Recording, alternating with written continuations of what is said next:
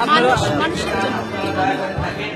আমিও বলছি মানুষ মানুষের জন্য। মানুষ মানুষের জন্য। মানুষ মানুষের জন্য। মানুষ মানুষের জন্য। মানুষ মানুষের জন্য। মানুষ মানুষের জন্য। টেলিভিশনকে মানুষ মানুষের জন্য এই ধরনের অনুষ্ঠান আয়োজন করার জন্য ও প্রচার করার জন্য। মানুষ মানুষের জন্য। মানুষ মানুষের জন্য। মানুষ মানুষের জন্য। আমিও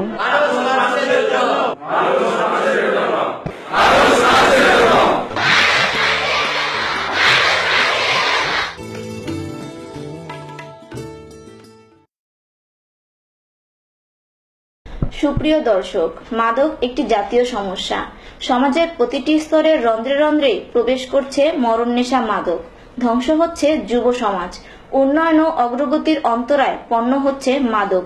নিত্য নতুন মাদক দ্রব্য বিচিত্র রূপে দেশের শিশু, কিশোর কিশোরী ও তরুণ তরুণীদের বিপদগামী করে একটি অস্থিতিশীল সমাজ ব্যবস্থা গড়ে উঠছে, যা ভবিষ্যৎ প্রজন্মের জন্য আতঙ্কিত।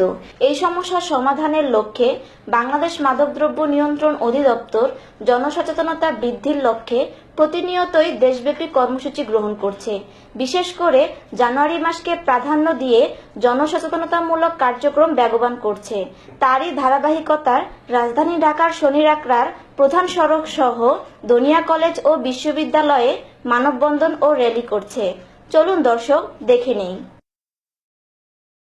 মাদকদ্রব্য নিয়ন্ত্রণ অধিদপ্তর মাদকের ডিমান্ড, সাপ্লাই, মাদকের ক্ষতি ইত্যাদি হ্রাস করার জন্য কাজ করে থাকে। এই জন্য আমরা সচেতন করার জন্য সারা বছর ব্যাপী বিভিন্ন পোস্টার, ফেস্টুন, ব্যানার এগুলো ছাপিয়ে বিতরণ করি। এটা অধিদপ্তরের অন্যতম সহায়ক কাজ। তার ধারাবাহিকতায় এই জানুয়ারি মাসব্যাপী আমরা যে বিশেষ প্রচার কর্মসূচি গ্রহণ করেছি, বাংলাদেশের 64টি জেলায় মাদকদ্রব্য নিয়ন্ত্রণ অধিদপ্তরের জেলা কার্যালয় এবং 6টি বিভাগীয় কার্যালয়ের মাধ্যমে আমরা এই প্রচারগুলো অব্যাহত রাখব। মাদকের বিরুদ্ধে প্রচারণা, মাদকের খারাপ দিকগুলো সম্বন্ধে মানুষকে ওয়াকিবহাল করা এবং সর্বস্তরের জনগণকে বোঝানো যে মাদক একটা ক্ষতিকর বিষয় এবং মাদকের কারণে যে সমাজে বিশৃঙ্খলার সৃষ্টি হচ্ছে, নিজের স্বাস্থ্যের ক্ষতি হচ্ছে, দেশের উন্নতি হচ্ছে না। তা আমরা এই বিষয়ে সবাইকে আহ্বান জানাবো আমাদের সাথে একাত্মতা ঘোষণা করার জন্য এবং আমরা মাসব্যাপী এই অনুষ্ঠান পরিচালনা করব। সবাই আমাদের সাথে একসাথে থাকবেন। আপনাকে ধন্যবাদ। যদিও আমি অপারেশনাল বিষয়টা দেখি আর উনি দেখেন প্রচারণাটা বিশেষ করে, তো অপারেশনাল কাজ যেমন ধরপাকড়, মাদক উদ্ধার এই বিষয়টা আমি দেখি, কিন্তু পাশাপাশি প্রচারণা খুবই গুরুত্বপূর্ণ। কারণ যদি সচেতন ব্যক্তি তাকে যদি অ্যাওয়ারনেস গ্রো করানো যায়, তাকে তার মধ্যে সচেতনতা সৃষ্টি করা যায় এই প্রচারণার মাধ্যমে, সে মাদকের মধ্যে ডুবে থাকলেও সে কখনো মাদক টাচ করবে না। এই জন্য প্রচারণা খুব জরুরি।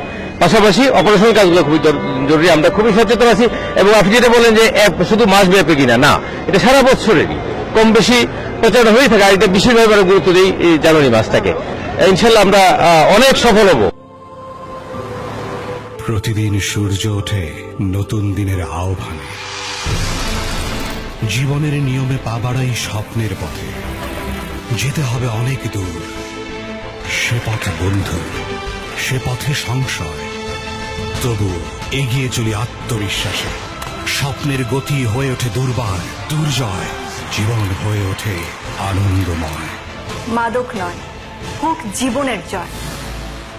আমরা প্রত্যেক শ্রেণী পেশার মানুষ, প্রত্যেকটি পরিবার যদি আমরা মনে করি যে আমাদের পরিবারের কেউ নেশা খাবে না, তাহলে সেটা সম্ভব। বই পুস্তকে আছে, প্রচারে আছে, প্রকাশনায় আছে, ইভেন সিগারেটের প্যাকেটের মধ্যে লেখা আছে এটা খাইলে আপনার এই হবে সেই হবে, সব আছে। তারপরেও আপনি খাচ্ছেন। আপনি একজন সরকারি কর্মচারী, আপনি খাচ্ছেন, একজন পাবলিক খাচ্ছে, একজন রাজনৈতিক কর্মী খাচ্ছে, একজন ছাত্র খাচ্ছে। এটা বাস্তবতা। এইটা পৃথিবীর দেশে দেশে আছে। যুদ্ধ হচ্ছে মাদকের বিরুদ্ধে পৃথিবীতে। আমি মনে করি সব শ্রেণী পেশার মানুষ যেদিন এই যুদ্ধে সামিল হবে সেদিন ওরা পরাভূত হবে। আমি নিজেও একজন মাদকাসক্ত ছিলাম। আজ থেকে 14 বছর আগে আমি চিকিৎসা নেই। আমাদের ফলো আপের সংখ্যাটা আসলো, যারা চিকিৎসা কেন্দ্র থেকে আপনার 2 মাস কমিটমেন্ট শেষ করে বা 75 দিন কমিটমেন্ট শেষ করে যারা বেরোয় তাদেরকে আমরা ফলো আপ বলি। তো এই ফলো আপে আছে প্রায় 50 জনের মতো। দেশবাসীর কাছে একটা উদাত্ত আহ্বান জানাবো, সেটা হচ্ছে মাদক বিক্রি হবে বা না হবে, আমরা যদি আর মাদক না খাই তাহলে কিন্তু মাদক কেউ কিনবে না।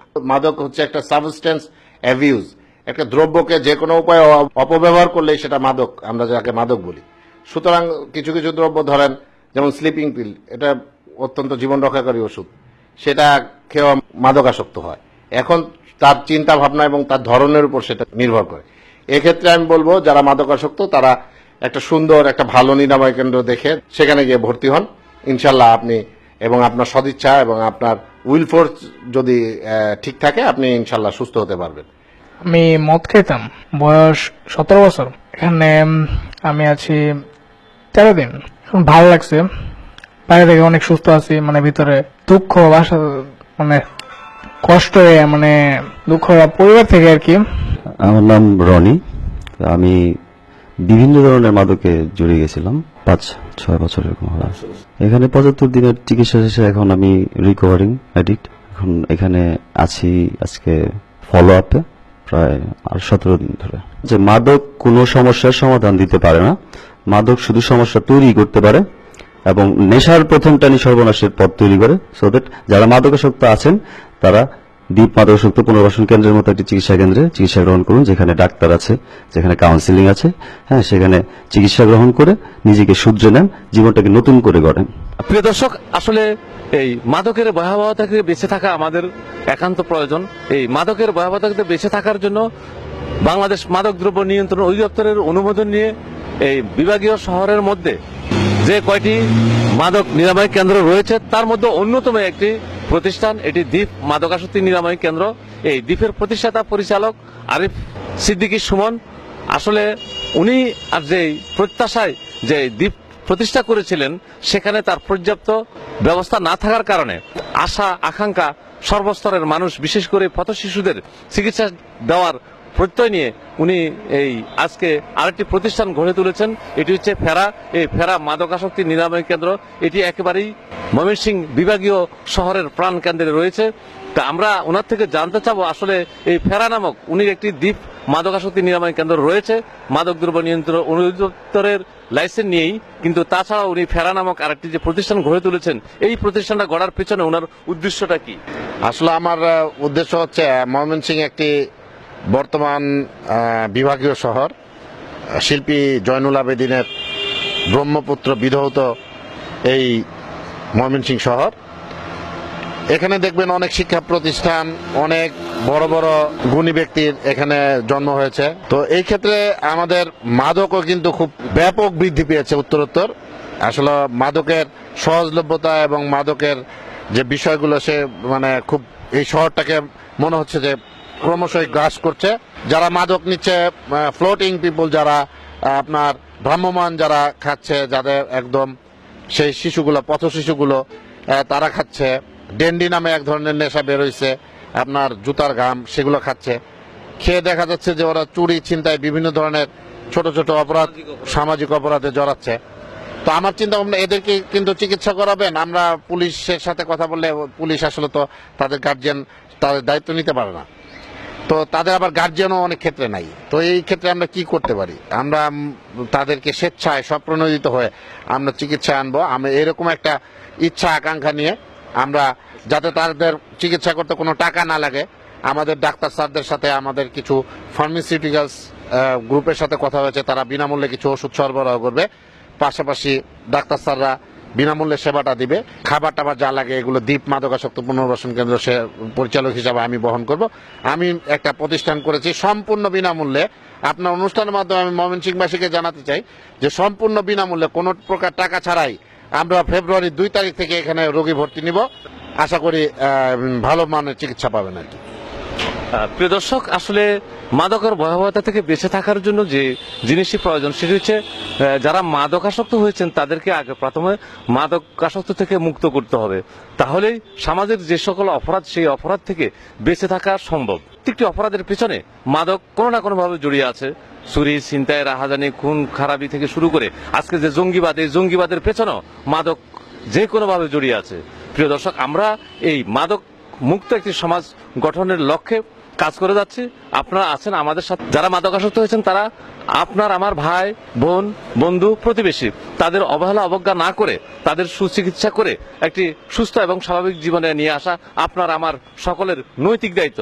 প্রিয় দর্শক, আজকের মতো এখানে শেষ করছি। দেখা হবে আগামী পর্বে, ততক্ষণ আমাদের সাথেই থাকুন। মানুষ মানুষের জন্য এই অনুষ্ঠানটি দেখতে থাকুন। আপনাদের প্রয়োজন আমাদের ফোন করতে পারেন, আমাদের নাম্বার 01711276525। প্রয়োজন আমাদের ইমেল করতে পারেন, আমাদের ইমেল অ্যাড্রেস maskbd71@gmail.com। মানুষ মানুষের জন্য, আমরা সবারই জন্য এই দেশে জন্মেছি বলে হয়েছি আমরা ধন্য। Zebra crossing, foot over bridge, রাস্তা পারাপারের জন্য সচেতন হব আমরা মানুষেরই জন্য। ওভারটেকিং নিষিদ্ধ এলাকা, ওভারটেকিং করবেন না। ফিটনেস বিহীন গাড়ি কিন্তু রাস্তায় নামাবেন না। মাদক মুক্ত চাই সমাজ, থাকবে না কোনো সন্ত্রাস। সমৃদ্ধশালী দেশ গড়ার করব আমরা অঙ্গীকার।